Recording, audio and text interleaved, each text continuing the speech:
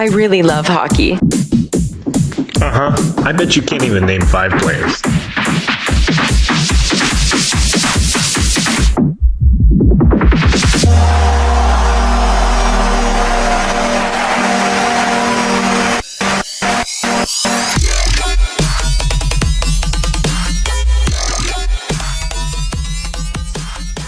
Welcome back to the Name 5 Players podcast. I'm your host, Allie Johnson, or as most of you know, that New York Ranger Girl on TikTok and Instagram. As you can tell from the title, we have a very special guest joining us. So let's get right into it, shall we? And without further ado, everybody's favorite guest of mine, my mom, that New York Ranger mom, Cheryl. Welcome. Thank you. Are you excited? Yeah. I remember when we filmed the finale of season 1, you were so nervous in the beginning. You wanted to know all the questions I was going to ask you. And then by the end of it, you're like, I don't want to go. I like this. This is fun. And I had no more questions for you. So obviously I needed you back on. And I thought it was the perfect time because we are going on vacation on Saturday. And this episode is going to drop while we're away. Do you want to tell everybody where we're going? We're going on a cruise. And where's it out of? Well, it's leaving from Miami, going to Mexico, coming back to the Bahamas. And the next time we do a podcast, we're going to be nice and tan. Yeah. Oh, so you're going to come back on afterwards. Well, you will. So actually tying into the Rangers and everything, do you remember what happened when we went on our cruise last January? Yes, I do. It's Go an ahead. interesting thing because I just thought about this today. I really did. We were at the sail away party and I put a post on one of the Ranger pages saying that while I will not have service and I will be out at sea, I am putting my faith into the team that they are going to come up with a playoff spot, because at the time they were only like 2 or 3 points out of a wild card spot. And do you remember what they did? They actually won, I think, 2 out of 3 games while we were on that cruise. I was going to say, I think remember watching that ticker? I was just going to say, we went to the sports bar every night that we knew that they had a game, and we would stand in the sports bar sometimes for 45 minutes waiting for that ticker to go around until they got to the NHL, because they wouldn't play any games on the TV. But luckily, Dylan did tell me that this sports bar on this ship is so much bigger, and it's very possible with like the weekday games that they will play a hockey game. It's possible. But I don't even know if we want to watch it. I think that we'll just watch the ticker and we'll put it in. I guess you didn't catch the sarcasm. I said, oh, that'll be amazing. Oh, no, but we don't have to go to the sports bar to watch. Well, if it's on, I'm watching it. I mean, if we can't get it, we can't get it. Well, if it's not on when we walk in, we're not even going to ask the bartender, and we're just going to look at the ticker and see what's going on. I remember one of those games went into overtime, and we left the bar, we went to the casino, and came back maybe 10 minutes later or something. And like I think that was the one game that they lost, was the overtime game. I don't remember exactly what happened, but I'm not positive, but I kind of feel like it was Montreal. Possibly. But regardless, I think that hopefully they can do it again. Hopefully when we're not paying attention, they can do it again. And this year they're not even that far out of a playoff spot. So no. Yeah, so we'll see. They're still within range. Yeah. So tying into that, let's get back to when you were on last episode. Okay. Last episode was the season finale of season 1 of Name 5 Players. And I have to say, I think about things that you said on that show all the time. One of the biggest things was you had said that you think that Panarin is going to have a very hard time adjusting to Mike Sullivan's version or system. Because Mike Sullivan is very north-south and Panarin is a very east-west player. So I want to hear your thoughts about Panarin, how you feel about him now, and just everything that. Do you still stand by that? Do you think that Panarin's doing well? What do you think? I definitely think that Panarin defensively is a train wreck because he does not play a north-south style, and that's what Sullivan is kind of instilled into these players. I mean, for most of the season, up until maybe, 10 games ago, maybe 8 games ago, the Rangers looked really good defensively. Panarin was probably one of the guys that I would point out that made the most mistakes. When I say mistakes, I mean giveaways. Offensively, you're never going to take Panarin's offense from him. Like that's just not going to happen. No matter what system you give him, he's gonna score. He's gonna set people up. He's gonna score. I just don't think that he can be a well-rounded player in Sullivan's system. Right, and And you had all. yeah. Oh, go ahead. Go ahead. Yeah, I was gonna say, and I also think that at the end of the day, Panarin has a lot on his mind because Panarin knows he's not going to be a Ranger next year. I'm 99.9% sure of that. I think That was that a flawless transition to what I was gonna say. oh, okay. No, I was gonna say we had spoken about whether you think that he will take a hometown discount or not. And Chris Drury actually went to him in the beginning of the season. There were reports on it that he went to him and asked him if he would, and he flat out rejected it and said no. I think I might be wrong, but I think that we spoke about this on the finale of so the that's last season. Yeah, that's what I was and saying. I said that Panarin will not take a hometown discount. Yes, because that's what I was saying, that I had asked you, do you think Panarin would take a hometown discount to stay on the team? And then reports came out that once the season started, Drury straight out asked him if he would, and he said no. Right. And then we talked about possible, like, where he would go, like if he gets traded or anything like that. So do you have updated thoughts about where you think he would go? I know you had mentioned I think you mentioned Chicago, but we really didn't land on anywhere. You had mentioned Chicago, but you said because they weren't like contenders that he wouldn't go there. They just had money. No, I didn't say he wouldn't go there. I'm saying that it's not a good fit for him. Right. Like at this stage of his career, Panarin wants to go to a winner. He wants a chance at winning. Yeah. So he doesn't strike me. Maybe I'm wrong. I don't know. He doesn't strike me as the type of player that's just going wherever they're offering him the most money.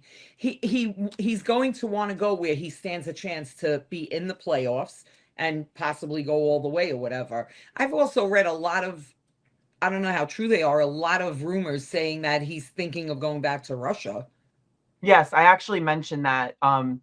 Shout out Rangers Ed podcast, comes out every Wednesday at 8 p.m. or sorry, updated time 7 p.m. When I was on yesterday, we were doing a live stream of the game, and we were talking a lot about this. And I had said that you had told me that there are a lot of rumors going around about him going back there.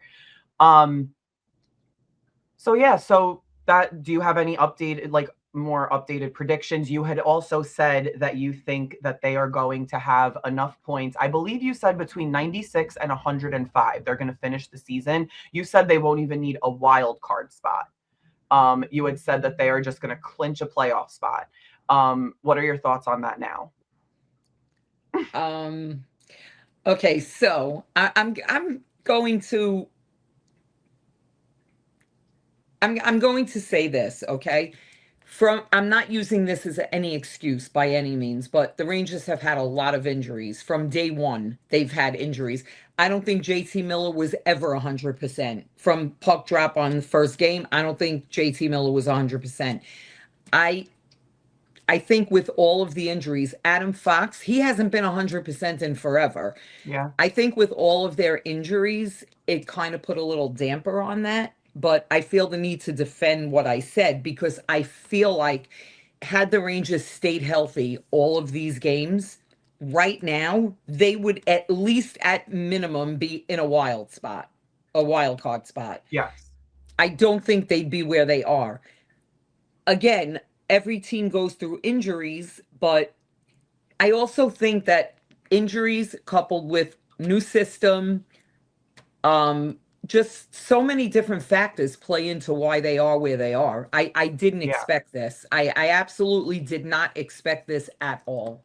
I don't think any fan would disagree with what you're saying. I don't think any of us, after last year's shit show, let's just call it what it is, last year's shit show, and all the things that happened leading up to in the summer, like, you know, everything that led up to this season, naming a captain, getting a new coach, getting rid of Keandre Miller, getting Gavrikov, like all the things that happened in the offseason were enough to make us think that this season was going to be a complete turnaround. So I don't think any fan Yeah. would disagree with you with thinking that this season was going to be different. No one expected what is happening right now. Yeah. Um, There's another thing, you know, I read so much about, and I've always hated this quote, I want to say, that the coach lost the locker room. How many coaches are you going to blame for losing the locker room? yeah, I don't think that Sullivan lost his locker room. I think the locker room is a little bit lost right now. That's what I I think. I don't agree. think it's the coach. I think it's the locker room itself. I think there's some kind of a disconnect. Maybe it's, again, could be the players going in and out of the lineup from injuries and bringing up the Hartford players, and there's like no chemistry going Yeah, on. I was just gonna say, like, it's very hard to.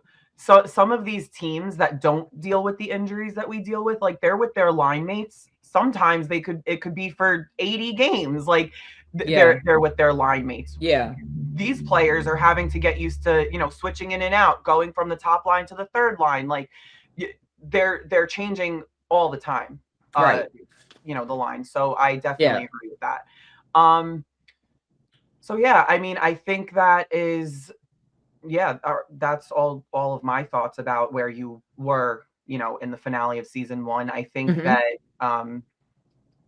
I still, so you're standing on that prediction that you think that we could still get there. I I believe the Rangers have enough talent that if they could just find their confidence level, like if they could raise that confidence level a little bit, I still feel they can get a wild card spot. I'm not going to say that I think they can get into a third position, but Yeah, I think, you know, they've wasted too many games, but yeah, I still think that there is room for them to make a wild card spot. okay, Something that makes me think that is some of the teams ahead of them were predicted to finish below them. yeah, So those teams, you know, at the beginning of the season, people were looking at teams like Pittsburgh, or people were looking at teams like Anaheim and saying, mhm, "Oh my God, look at these teams." And I said to myself, it's always the teams that fly out of the gate that start falling down. And it's mhm, always the teams that start slower that you see like a little progression, little at a time.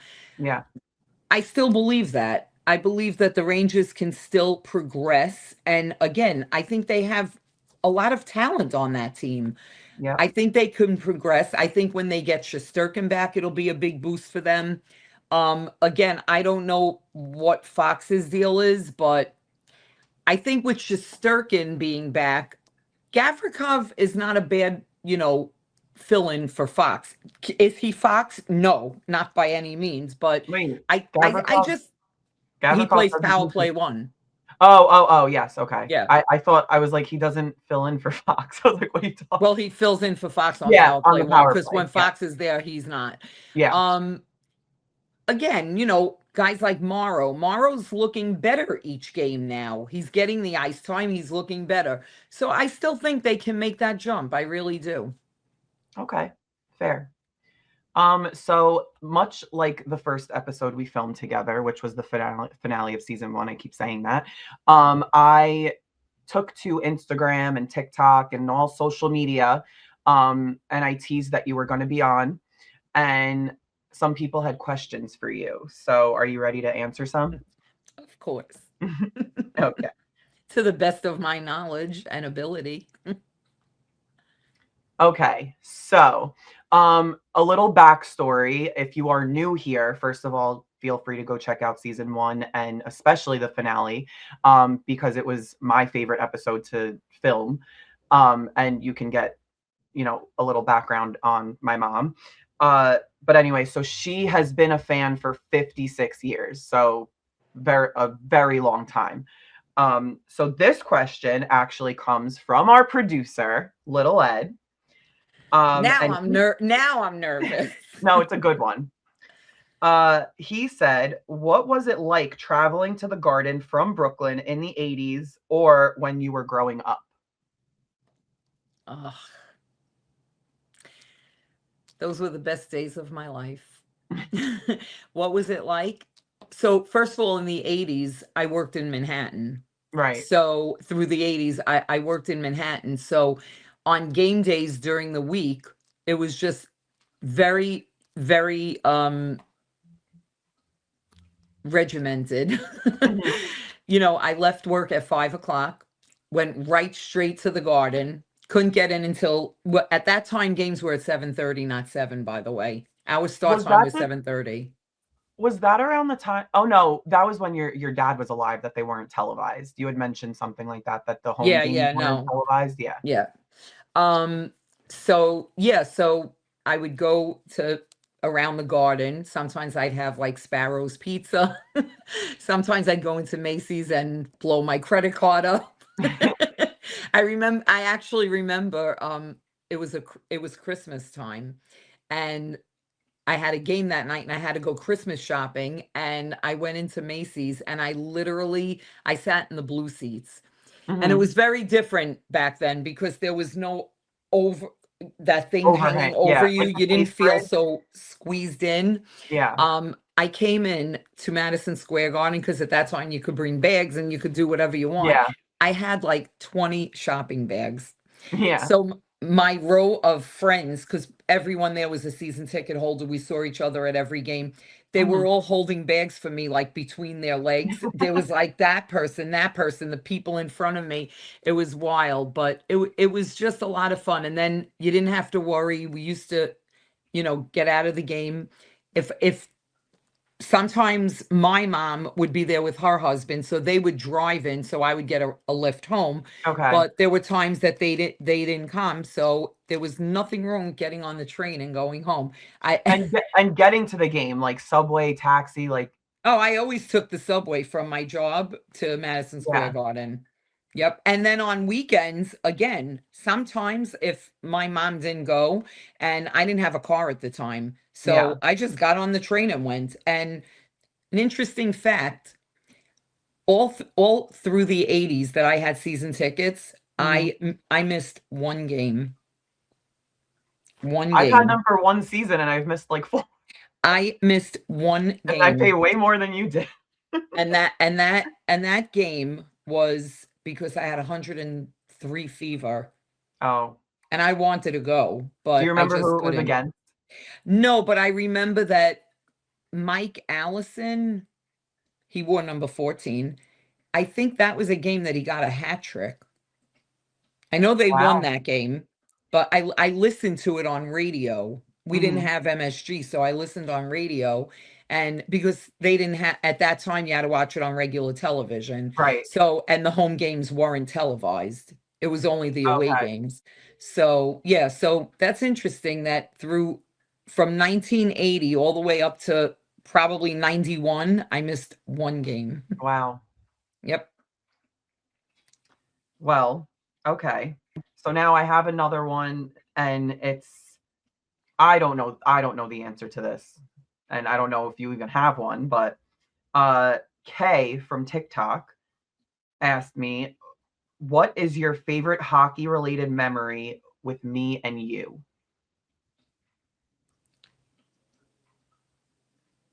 I would have to say going to take pictures with the Stanley Cup. I knew you were going to say.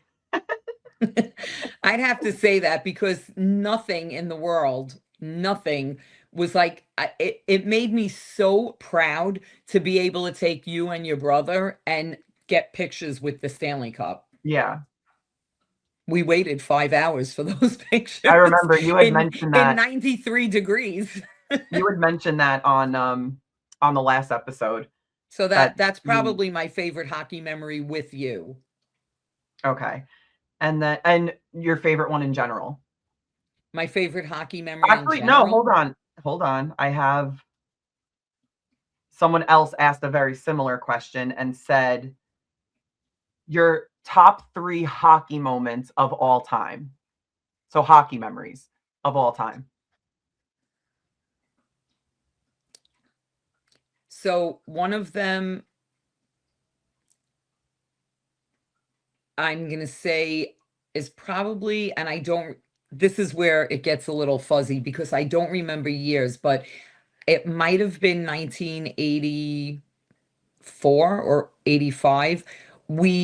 That's when I had my season tickets, and that was like one of the first years we beat the Islanders in what we used to call the quarterfinals, but would Okay. now be the not the conference finals. It would be Like semifinals? no, because it's the second round. So what's the second round? Is that I the thought it was semifinals. no? So we called it the quarterfinals, but it would be the second round right now. We beat So them. I honestly think it's just the second round of the playoffs. We beat them in Madison Square Garden to take that series, and Okay. it was the chaos outside the Garden was Yeah. as if we won the cup at that point because Yeah. it was such a heated rivalry.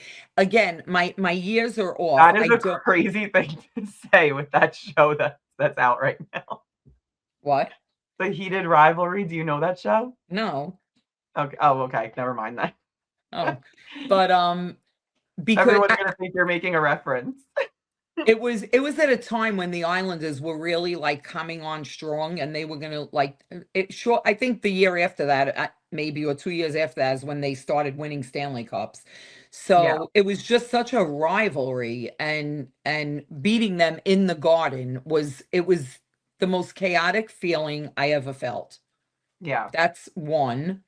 The second one, I mean, it has to be when they won the cup. We were in Florida, but I remember being in my nana's house and we had company that came to see us and the screaming because that's my dad's family and they knew what a Ranger fan he was. So what Yeah. it meant, it was forget it, like screaming on top of our lungs Yeah. in an over 55 community. Yeah. That was another. Well, you didn't. That was another story that you had told on the finale last season. Yeah. And if knew I that have would to be up come there. up with a third one, is that it? Yeah. So the third one, I'm gonna repeat myself, is when my guy Don Maloney won MVP in the Brendan Byrne Arena in New Jersey for the All-Star game. And I'll never forget him leaning down and kissing the bumper of that Honda Accord that he won. Oh, I thought it was Honda Civic. No, a Honda Accord. Yeah. Those are probably my top 3. I mean, I have so many, but that's comes to mind. Yeah.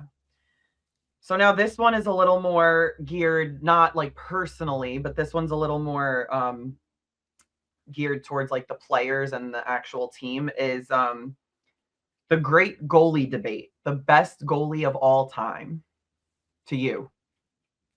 Ranger goalie? You could do Ranger goalie. I don't. It says the great Rangers. Oh, Rangers goalie. Yeah. Oh, Rangers greatest Ranger goalie of all time. You know, I don't remember Jockerman that well. Like I remember a little bit of him, but I don't remember his whole career. So it's a little hard for me there because he's known as probably the best Ranger goalie of all time. But then I went through Shout out Henrik Coach Ed. He Lundqvist. loves Eddie Jockerman. What? I said shout out Coach Ed. Yeah, He I loves mean, Eddie I was gonna say like if I can't remember Jockerman, I can't say Jockerman. So if I'm going to say through my errors or whatever, Yeah, who you remember? Lundqvist has to by far be the best. Mm-hmm. Can I tell you a little side story real quick? Absolutely. Yesterday, I got a memory. So it was from 6 years ago, but 6 years ago, I shared a memory from 10 years before that. So 16 years ago. 16 years ago, I said, Hank, you should really ask for a trade to a team that knows how to score. Oh my God, I saw this. I saw this and you shared it and said some things never change. I said some things never change because that was 16 years ago. Then Yep. I shared it 6 years ago. That's 10 years Meaning we later. still weren't scoring. And I said, nothing's changed since then. And now I'm Yeah. saying it again. Yep. Okay. 16 So years probably later. Henrik. For me, again, probably Jacquemin for those that remember, but I don't remember that far back. Yeah. And okay, so I had another question here, and you have to bear with me because I'm looking for it. It was from Sam. Shout out Sam, one of my best friends that was on episode 1. Because I know she had a really good one. I Huh? think I met Sam. You did meet Sam. You met Sam, her dad, opening Yes. night. Ooh, here it is. I found it. She said, if you could pick any team slash season of the Rangers, so any Ranger season, any roster of the Rangers to win the cup, excluding 2014, which team and what season would you have picked to win the cup, excluding 2014?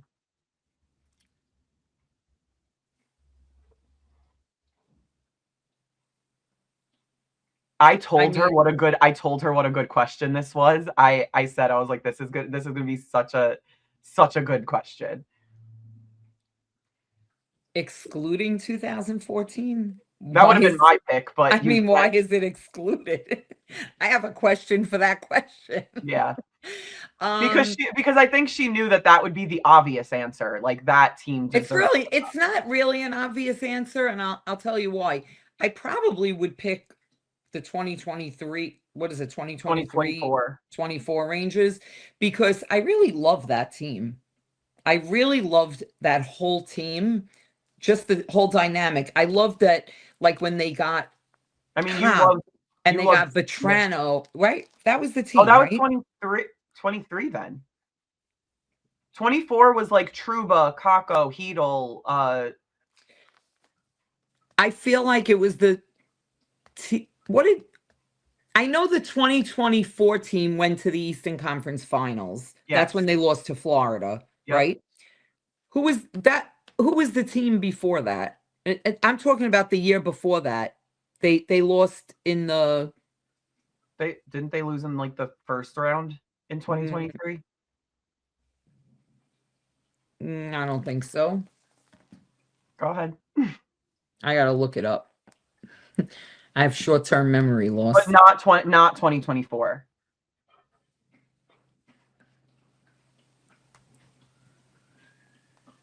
It was the year they named Trouba captain. Cheryl. Wait. I'm telling you, it was the year that they named Trouba captain. There's so much dead air right now. No, what I'm trying to. Oh, you're looking up the roster of that year. Yeah. I don't. Why does 2023? So wait, 2024 was Laviolette. In 2023, They lost to the Devils in the first round.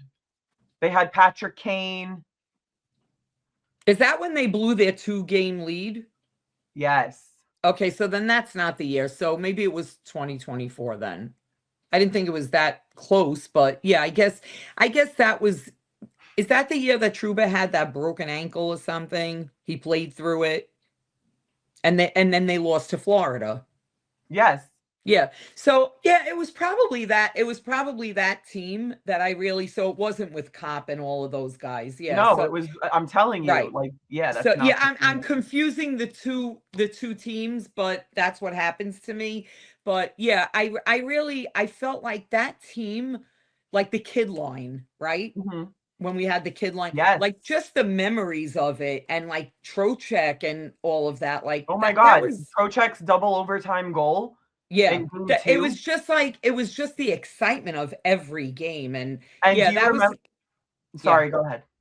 No, I was just saying like that that playoff run was one of the most exciting playoff runs I remember. Yeah. And do you remember me, you, and Caitlin, my sister, went to the Garden when they were doing a watch party? It was the Yes. game against Carolina. It was game 5. Yep. And Kreider had No, was it game 5 yeah, because or they won 6? one. No, it was game No, we had home ice. So it was game 6. Because yes, we were leading that series. Yeah. yes, So yeah, that's and definitely the year. Yeah. yes. And Kreider had a hat trick in the third period. We were down, Yep. and Kreider had a hat trick in the third period. And then I think Panarin scored. Like, it was a crazy third period, and just walking out of the players weren't even in the Garden. It was just Yeah. fans. It was just fans, and then you had like the sprinkle of some Canes fans that had come into the Garden with their Yeah. signs and saying like "Go Canes" or whatever, and just walking out of the Garden after that game, and just like the crowd, like chanting "We want the cup," like that was I have chills thinking about it right now. Yeah.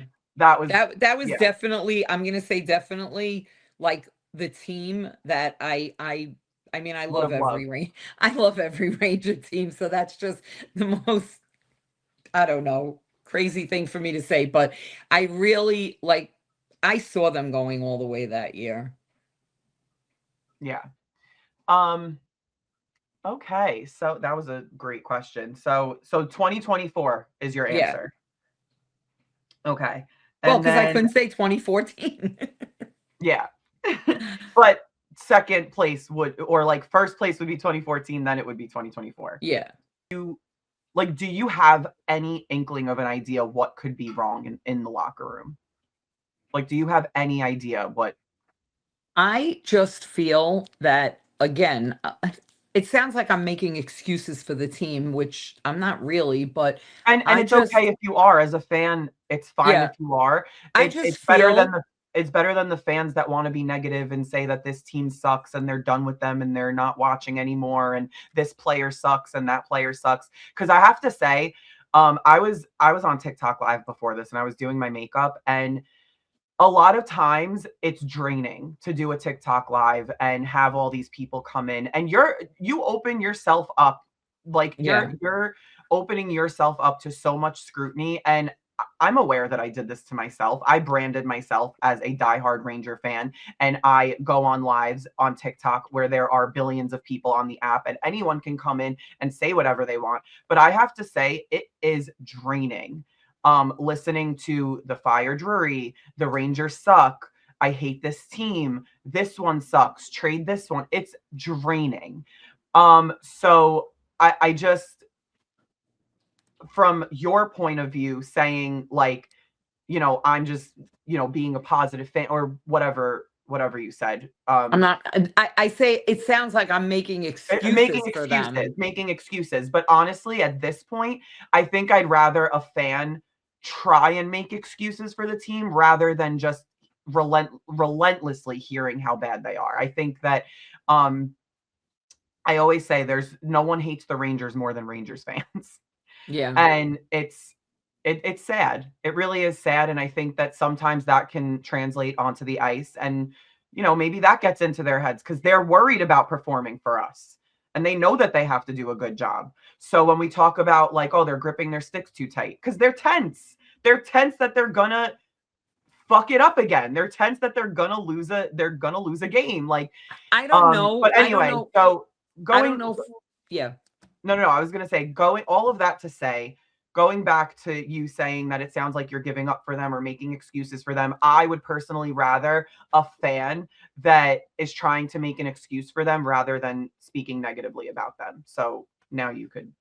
So my thought is that what I may think is wrong with them is Sullivan brought in a very different system than they've had in the last how many years, I don't know.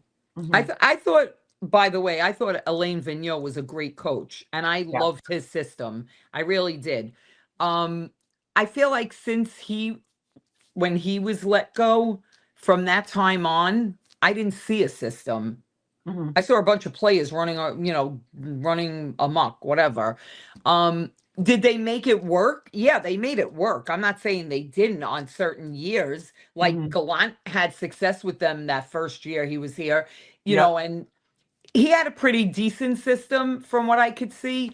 But his was, again, all about defense. I feel like that's when their scoring started going down a little bit, and they really relied on their power play at Yeah. that time. Like special teams was it for them. Yeah. I think that given if the Rangers started the season healthy and they didn't go through injury, Yeah. and Sullivan was able to have that whole group together and instill that system into them, I just feel like they would be in a much different place right now. I also think that when you play in New York, it's not like playing any place else. As much as the fans, you could say what you want about the fans being haters and Ranger fans hate the Rangers, but Ranger fans live and die by them. I I agree. mean, we do. We live and I die agree. by them. So it's a lot of pressure for them, and the worse it gets, and the as the losing streak continues, it just gets worse, and it's like, how do you stop the bleeding? So, in my opinion, stopping. Did I I- say something? it's insane to me. Like we need to do a crossover with Rangers Ed because that is literally not only did Coach Ed say that about pulling quick last night. He's like, "Yeah, pull quick, stop the bleeding." At the end of the episode, little Ed said like something about stopping the bleeding, and now you're saying it. We need a crossover ASAP. So Anyway, yeah, sorry. so just my opinion that the only thing right now that might stop the bleeding, as I said, would be like maybe getting Igor back again. I think Fox is going to be out long term. I don't even know what happened to him, but whatever. Um, they need something that can give them a little bit of a boost, a little bit of Yeah, confidence. yeah. Like for instance, last night I'm watching the game and Mhm. literally crying and thinking like, how did they get to where they Yeah, are? Like, how did they get here? yeah, And I'm saying to myself, there's going to be a team that's going to come along. I don't know when, but hopefully soon, that's going to really underestimate us. And this is my thought process sitting on the couch watching them last yeah, night. They're going to play a team eventually in the next, couple weeks that's going to underestimate them looking at their prior games and say, "Oh, this is an easy win."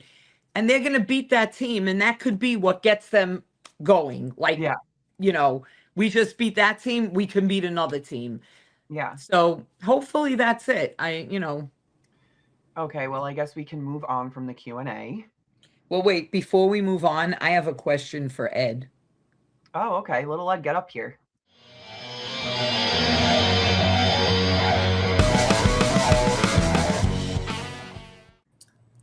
Well, I've been chomping at the bit this whole time. I have a lot to say. So what do you guys got?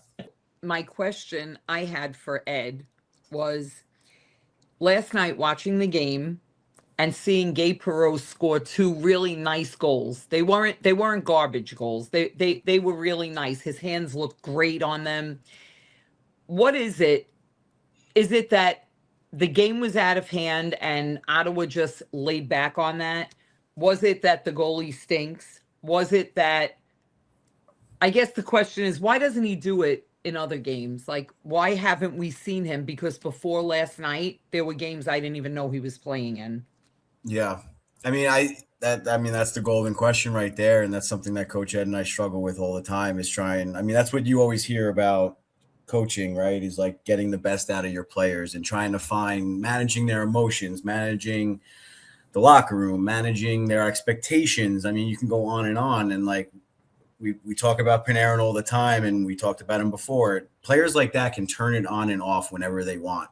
And when it's turned off, it's the most frustrating thing in the world because they have what it takes. They have that ability in them. We've seen Panarin score overtime goals in the playoffs. We've seen him score big goals in the regular season. We see him fart out points the entire year. But then when it comes down to it, that's what separates the best players in the world and the greatest players in the world. You know, like it's just that little margin of like the mentality. And I know that's not really answering your question, but with Perot, he's so young. And I think it's important to notice that like he could have easily just packed it in. You know, he could have I was just thinking that. he could have easily just like coasted through the rest of the game, and no one would have said like, "Oh, where was Perot? How come he didn't continue?" You know, like he could have easily just disappeared and Yeah. like the Homer meme backing into the bushes and Yeah. just riding Yeah. the coattails of Mika. JT Miller will be out there for the rest of the game. Like he could have just whatever. But at the same time, I did say it on the stream last night that this kind of shows how bad the goalie was, especially Perot's first goal. Yes, it was very nice, but I think the goalie should have had that one. The second goal, not so much. That was a nice play. It was a beautiful pass by Mika. Yeah. On that play, the goalie's coming across, so he's expecting Perot just to have a quick one-timer. So he's playing the strong side of the puck. Yeah. And Perot went across to the weak side, right? So fans at home, the strong side is when is on the side that you're on. So Perot's a lefty. He was on the left side. That's your strong side. So you're going to shoot to the left side. That's the strong side of the net. He went back across to the weak side where the goalie wasn't expecting to do. So yes, that's a very nice goal. Typically, goalies aren't going to be able to recover, especially nowadays in the way that they're playing, is they come across in that butterfly, and there's no way you're going to be able to get back across that quickly. So the second goal, I would say, was very nice, very skillful. Like I said, Mika was a beautiful play. I think the defenseman did everything he could. But the first one was a little iffy. But also yes, I do think that once a team goes up, say 6-1, 7-1, it's not necessarily a respect thing because I think Ottawa would run up the score if you asked them. But at the same time, it's like, do we really have to?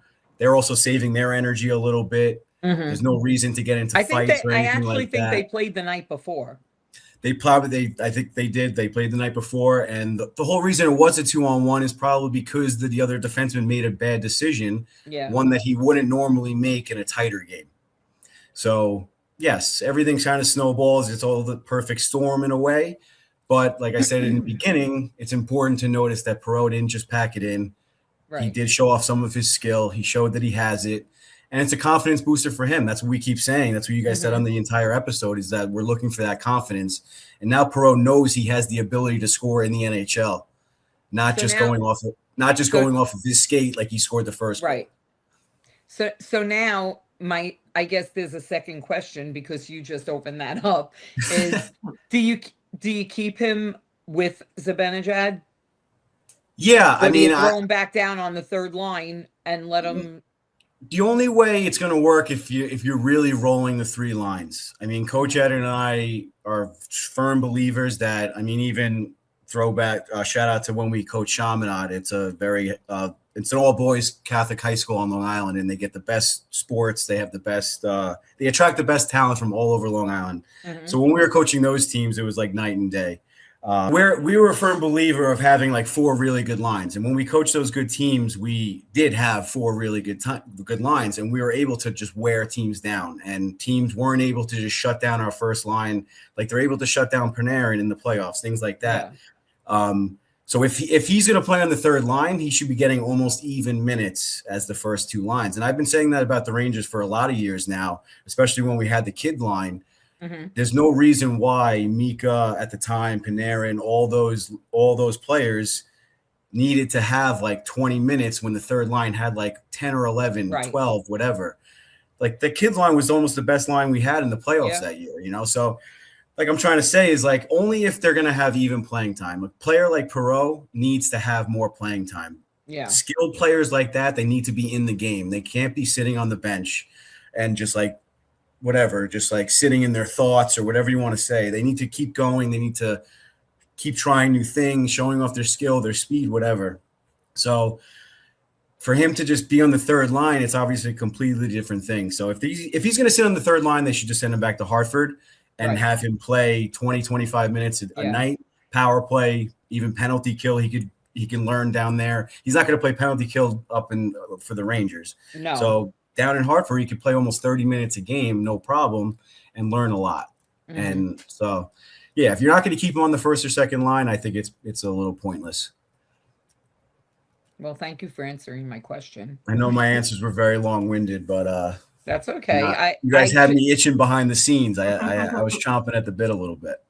I honestly, again, I was questioning myself, watching and saying, like, okay, is this the Gabe Perreault that we know he can be, or is this just the goalie not being? We knew he wasn't a good goalie. I mean, the Rangers obviously made him look better than he was, but you know, I thought, I thought both goals were nice. Obviously, the second goal was much nicer, but they look like a goal scorer's goal to me. Yeah, no, for sure. It showed a lot of confidence around the net. And like I said, like explaining, I went to a lot of depth explaining that 2-on-1. Right. He easily could have just took in a one-timer. Right. And it still would have been a really nice play. You know, we not having the same conversation, but we might still be talking about it. Yeah. Maybe we're talking about it. Oh, the goalie robbed him on that play. Mm-hmm. But he had the awareness, and that's what I was saying, Allie, last night too, the execution that Brian Boyle has been talking about, right? They're getting the opportunities. Now it's time to execute. So that is an opportunity, that 2-on-1, and Perreault had the awareness and the hockey sense to execute it the right way to take it across and go to the open net. And even on the first one, he could have just deflected the puck on net. He could have just shot it blindly, backhand or whatever, but he had the awareness, he had the skill, the confidence to make an extra move and put the puck where it needs to go in the net, not just to make a scoring chance, you know. And that's exactly what Boyle was emphasizing so much on Up in the Blue Seats. Yeah. And going back to that Sullivan quote with like confidence being fleeting, the team as a whole, you didn't see any type of confidence in the entire game.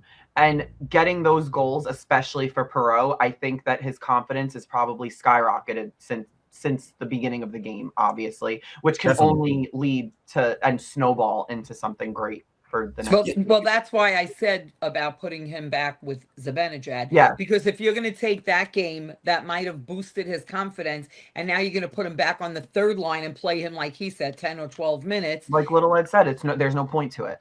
Right. The AHL is a very good league, and it's very underappreciated. Might be the wrong word, but people don't really realize how good the hockey is down there and how much you do learn. Well, I remember going to the rookie series. I didn't know anyone. I have never done anything like that. And it was probably the most fun I had at a hockey game, just like, especially with like you and coach there, like, because you guys obviously know what you're talking about. You guys are coaches, and just like having you and coach like explain things. And it was just so exciting to like watch young players who are hungry to make it to the NHL and like play as fast paced and you know, what's the word I'm looking for? Just play such a great form of hockey, I should say. They're playing with something to lose, you know, or something to gain. Both, you know, like players like Panarin. I mean, it's just human nature. You already have your big contract. You know, Mika probably went through it a little bit last year or the year before. Like, as soon as you sign that big deal, it's just human nature to take a step back. Because you're getting paid regardless.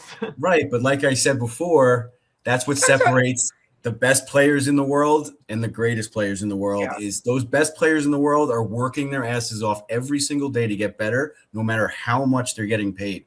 Players like McKinnon, Crosby. I mean, obviously I'm naming the elite of the elite, but there's a reason why. Yeah.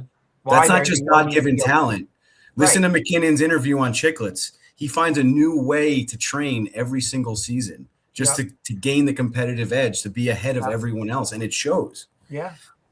I wanted to say to Alex, you said that, well, you're getting paid regardless once you sign a contract.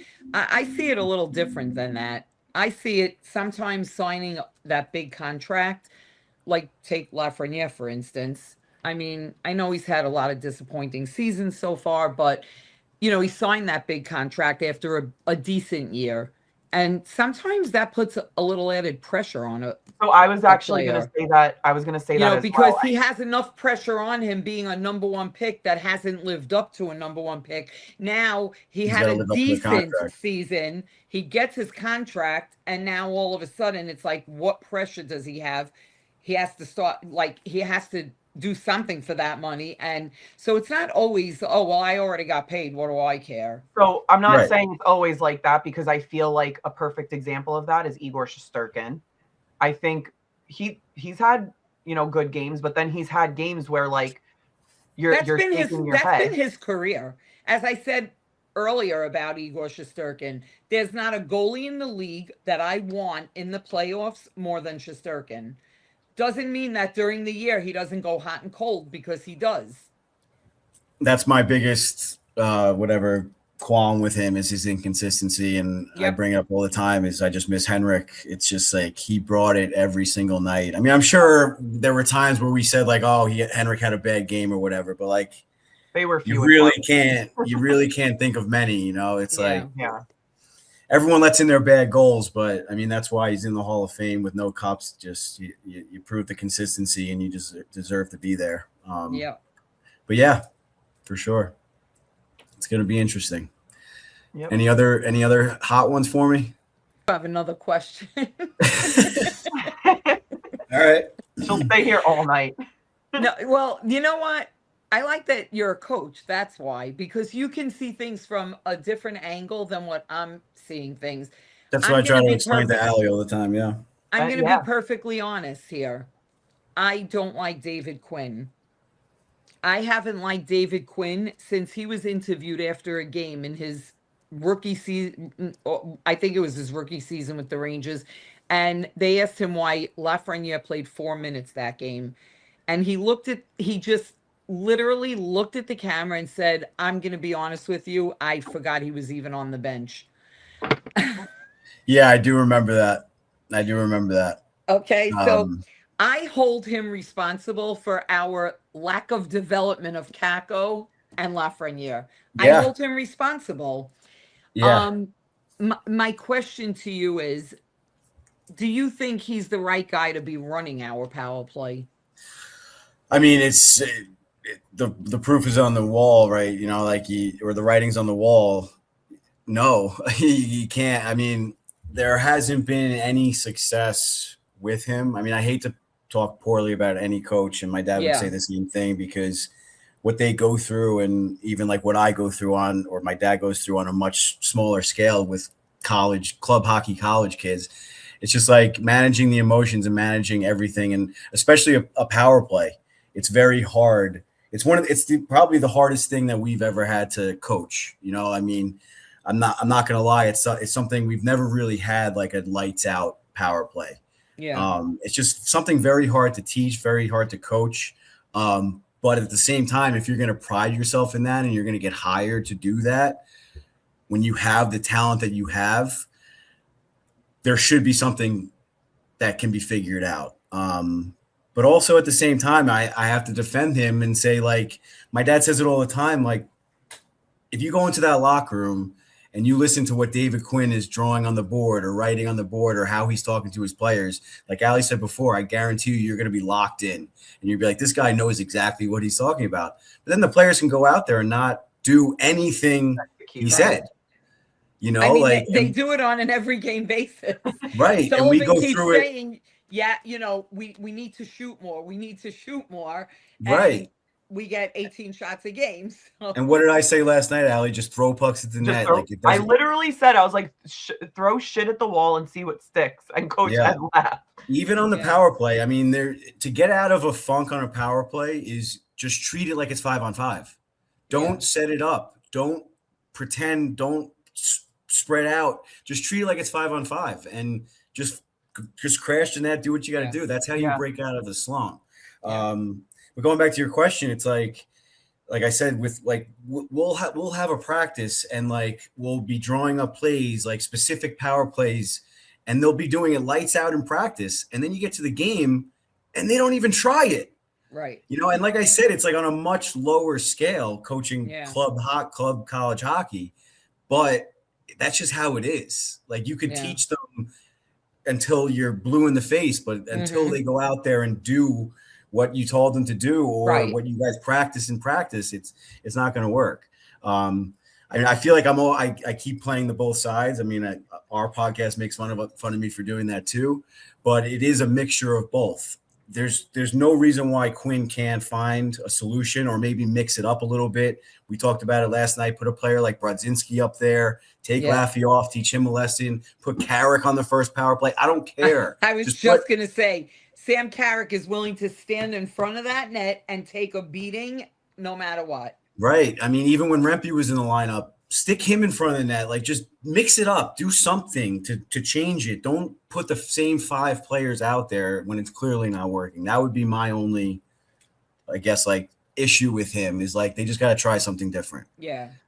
Fox or no Fox. Like, there's just – you have to figure it out. Every other team in the NHL is missing their top defenseman right now except for maybe, like, Cale Makar and Quinn Hughes. But, like, Heiskanen in Dallas is missing – Hedman and McDonough are out in Tampa. Florida is always hurt. They're struggling with on the blue line. Excuses are getting a little tired. Right. So, like, Fox is a great player, but come on. Figure it out. We got to figure it out. We have other great players. And like Coach Ed said last night, everyone's been clamoring for Morrow. He's this offensive stalwart. He's so good on the power play. I haven't seen him make a single good offensive play since he's been in the NHL. Actually, last night was the first night, and I think I said this earlier, last night was the first night that I can actually say that I saw Morrow take a couple of shots. Like, usually he's just shoveling off, he gets in the zone, he's either throwing it in or he's throwing it to the side. Last night was one of the first nights. So you know what? Maybe run with it. Maybe he's starting to get a feel for something. Yeah, I mean, just because they lost that bad, like we were saying about Perreault before, I mean, you got to treat those things. And we answered the question last night is they pulled the goalie. It's almost like, why are you pulling the goalie? You got to work on it for the next game when it actually does count. Yeah. Because you can't work on things like that in practice. Right. Because it's like I just said, it's not the same thing as going into a game. So working on it in a game, even if you're going to let up an empty net goal, it looks horrible. It feels horrible, but you got to work on these things. Right. And that goes for everything else. Like, just because they were losing 4-5-2, if Morrow gained a little bit of confidence by making some of those plays, whether Ottawa was at their best or not, it's still the NHL. So yeah. Well, I guess I'm done. I bet you can't even name 5 players. Next, we're gonna play a little game. Oh. And you don't know about this game. Actually, I think we might have played it, but I gave you like a very softball question last time. Is this gonna have to go into my memory bank? No, not at all. Oh, okay. Because I was gonna say my memory's not so great. No, not at all. So I started a new segment that I ask my guests to name 5 players, but there's always like a theme to the 5 players that they have to name. Like when Sam and Mel were on for episode 1, it was name 5 players that would thrive in New York. So they gave me their answers and, so for you, I have name 5 players who you'd keep on the current roster, but everyone else has to go.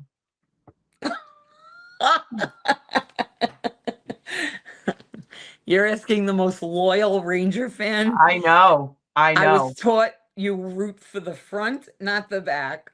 Yep. So I have to name 5 of our guys, you mean, that I would keep and everyone else has to go? Only 5. Okay. Well, Igor's definitely one of them. Okay. I'm keeping him. Okay. I'll start with the defense. You love defense. You do. Your favorite players are always defensemen. Yeah. I'm keeping Adam Fox. I don't really care what anybody else says. I'm just gonna make a line. So I'm gonna like there you go. It's I'm literally gonna keep like 2 defense and 3 forwards. So well, you're keeping Igor, so you have to sacrifice a forward. Oh, probably. Right. I forgot about that. Okay. So unless you're not maybe I'm Igor. I'm keeping Igor. Okay. That's not to say I don't think he goes hot and cold, but I love him. I know. I'm definitely keeping Trocheck. You know what? I want to not rephrase it. I want to know who you're keeping and why you're keeping them, what you think they add to the team that you don't want to go. Okay, so So Igor, go ahead. if the Rangers get to the playoffs, there's not another goalie in hockey that I want more than Igor. He is a money goaltender. Yep. He might have certain times throughout the year that he's not great and he goes hot and cold. He's never cold in the playoffs. He's a money goaltender, so I'm keeping Igor for that reason. Okay. Adam Fox, without him, we have no power play. So I'm keeping him for that alone. I'm keeping Trocheck because I feel like when push comes to shove, Trocheck is the dirty goal player. He's the guy that's going to score the dirty goals. He's going to be in the slot. He's going to go along the boards. He's going to throw a check. He's going to take a check, whatever it takes to score. Little Ed always talks about players that aren't afraid to go into the dirty areas. That's his favorite thing about certain players. Yeah. But yeah, I just thought a little side note. It's like my favorite thing to say is like that player's not afraid to go into the dirty areas. Now, I'm going to be honest, if it's this current roster right now, I'm keeping Carrick. Yes, I think Carrick is Carrick. Like I just think Carrick is just somebody that it's very hard to come by a Sam Carrick. Absolutely. He may not score a lot, but he does his fourth line duties probably better than most. Yep. So I'm definitely keeping him. So and now I'm up to. I've said this about Sam Carrick. He doesn't care how big you are, how strong you are. He is stepping up to you no matter what. I love the way he sticks up for his teammates. Yep. Like he has a lot of heart. Absolutely. Probably the biggest heart on the team. Yeah, I agree 100%. And honestly, I was gonna say a guy like Noah Laba because I just feel like Noah Laba is gonna be really good. Will he be a superstar? No, but he's gonna be a really good player. Yep. And I love how he is like glue on that puck. When he sniffs out that puck, he's not letting go. Yep. So yeah, I definitely those would be my 5 players right now. I think that Zib. Bye, Laffy. I was gonna say, like, I would probably I would probably switch out. I know you're gonna get so mad at me after this, but I would probably switch out like maybe Igor with Zibanejad. But honestly, I'm mad at you. That's your opinion. Yeah, I think Zibanejad is having a dynamite year. And I think last season was not a proper showing of what he can do. I think that this season goes back to how he's performed before last season. I think that he's one of our most dynamic players. My heart breaks for him every time they do a post-game interview. But yeah, that's like probably my only switch out would probably be Zibanejad for Igor. Yeah. And yeah, if you guys want to answer the same question, you could put it in the comments. But I was also going to say about Noah Laba. We were talking about it on the live stream of Rangers Ed last night. That Noah Laba is not someone that needs to score goals right now. He doesn't have to have a high volume of goals right now. He's doing what he needs to do. And I say this the way I see him. Yeah. Yes, exactly. He's doing what he needs to do at where he's at. Right. Like you said with Sam Carrick. But yeah, I think that was a perfect answer besides for, one or two players. But yeah. So now, oh my God, I feel like this episode is going by so quickly. So I have another segment for you. Okay. And little Ed says thumbs up because he liked your answer a lot. Oh, okay. Yeah. The next segment is called Big Apple Energy.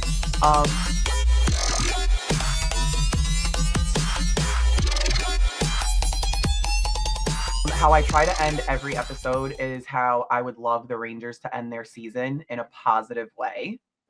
And I want to end the episode with a positive quote that not only goes for you, but can go for the Rangers as well. I have Okay. to look for mine too, because I like to come up with one also. But yeah, so it has to relate to the Rangers this season, and to you in your or anybody in their daily life. So if I can go inside the Ranger locker room, I would use this quote, which also is for myself. Oh, One, go ahead. Sorry. once you replace negative thoughts with positive ones, you'll start having positive results. That's a great one. That's a great one. So now mine. Speaking of the Rangers locker room, my favorite thing to do is probably to watch. I don't want to say with the players, but I will say I do love to watch like post game or like practice day, like media days, like things like that, where they interview specifically Mike Sullivan. I think Mike Sullivan, I don't care, like everyone can argue with themselves. I love Mike Sullivan. The way he carries himself, the way that he projects his voice, the way that he speaks. I don't know why it's not translating to the players, but I am locked in when I hear him speak. I think that he has such a powerful voice. Like I could listen to him talk all day. And the other day he did a press conference and he had like one of the most dynamic quotes I've ever heard. That basically he tells the players, and I think that it can go well for anyone. But he said, confidence is fleeting. You can get it back just as quickly as you lose it. And in my experience, the best way to get it back is through sweat equity. You work your way through it. That's a good one. Yeah. And the way that he delivered it was just so perfect. I texted it in the Rangers Ed group chat because I had chills. I had chills when I heard it. And I just think that You like know, I said, if we could just get that quote and my quote and get it into the locker room and put it on the wall, yeah, the Stanley Cup is ours. the Stanley Cup is ours.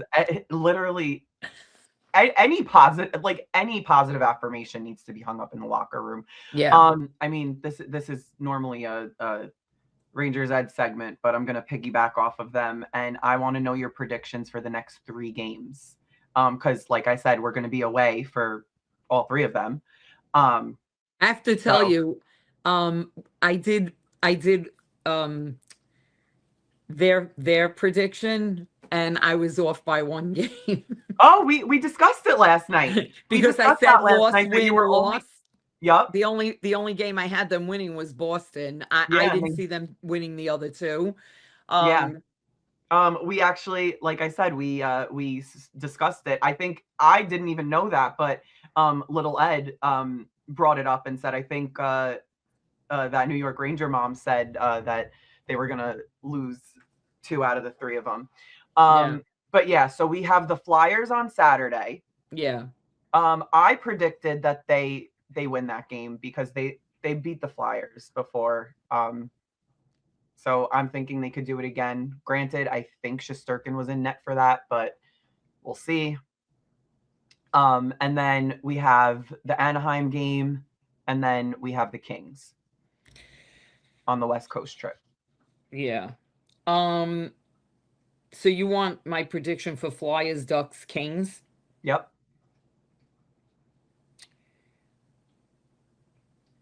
I'm gonna go crazy. Say they win all of them.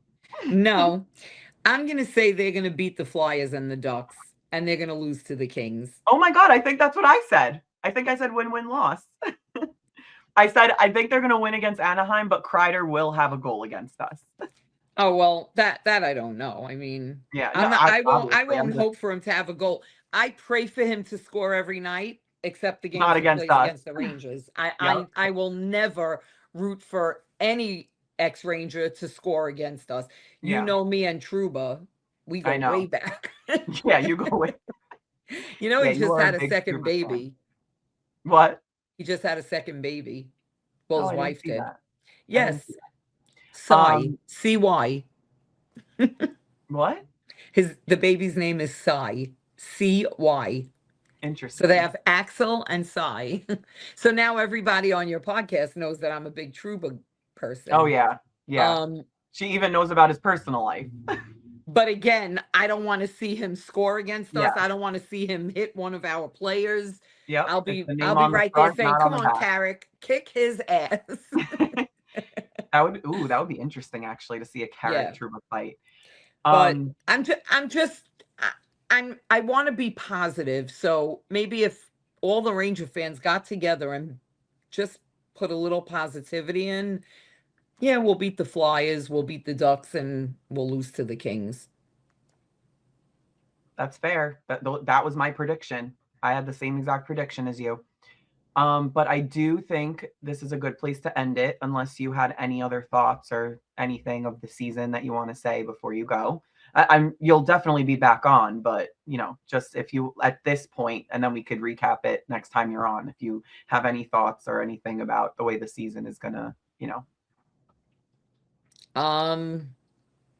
or thoughts about how it's gone. Just anything. If you have any final thoughts or looking anything. forward. I just I guess my hope is that they pull themselves out of this, because if not, there's going to be huge moves coming. Yep. And I'm not sure that I trust Drury. So That's fair. mean, obviously I want to say, we know Panarin's a definite move. Yeah. Other than that, I just don't want to see, because Drury feels desperate himself, I don't want to see him making desperate moves. Yeah. So yeah. Hopefully they turn it around a little bit. Yeah, hopefully. Well, fans, thank you so much for tuning in to Name 5 Players. I love you guys so much. Thank you for all the support. Mom, thank you for being on again. You are always going to be my favorite guest. I love talking hockey with you. I think it's like the best way that we bond. I think that, we have some similar opinions, some different opinions, and I think that's what's so special about this, because I could just agree with everything you say, and then this would be very boring. But yeah, I appreciate everybody watching. Like I said, if you want to watch her episode from season 1, go back and definitely tune in on Wednesdays to Rangers Ed Pod on YouTube. I really love hockey. Guys, have a great night. I bet you can't even name 5 players.